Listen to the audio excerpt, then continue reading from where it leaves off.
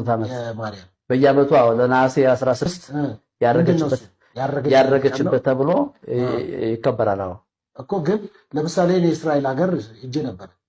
መቃብሩ አለ ታሽጎ መቃብሩ አለ ይጎበኛል። የኢትዮጵያ ኦርቶዶክስ አንድ መምህር ራሳቸው የእመቤታችን የመቃብር ቦታ ብለው በፌስቡካቸው አጋርተው ነው ይናገራሉ። አለሽ ማለት ነው እዛ ውስጥ እሳቸው ነው ያሉት። እንግዲህ እኔም ሄጄ በቦታ ይቻላል እስራኤል ሀገር አይደለ እንትን አለው አይደል ሐውልት ምናምን አለ ሐውልት አለ በስነ ስርዓት አለሽ ማለት ነው እዛ ውስጥ አለደችና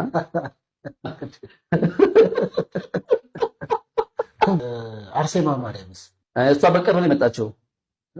በቅርብ ነው የኔራ ወንጌል የዛሬ 6 ዓመት አካባቢ ነው። አሁን በጣም አዲስ ነች። ወደ ወልዳይ አካባቢ ነው ብቅ ያለችው።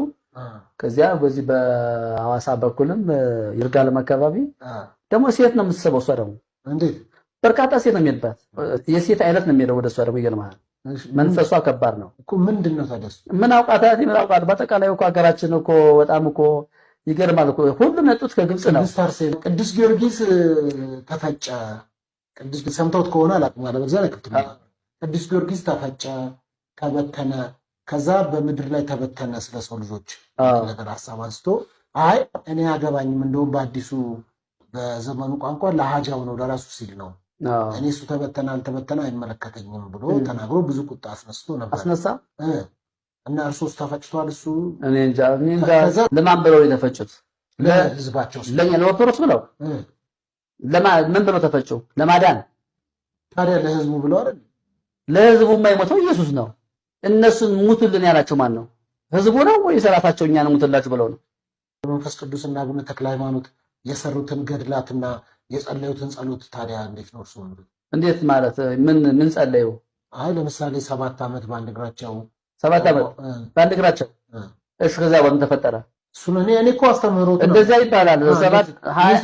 7 ዓመት ቆመው አንድ እግራቸው እንደዚህ ተቆርጠ ይባላል። አይደል? እግር የሚቆርጥ ኢየሱስ የለም። የኛ ኢየሱስ ክርስቶስ እግር የሚቀጥል እግር የሚያበቅል የሚፈውስ ነው። 7 ዓመት ሰው እንዴት በአንድ እግሩ ይቆማል? ግን ይሄ ትንሽ አይከብድም እንዴ?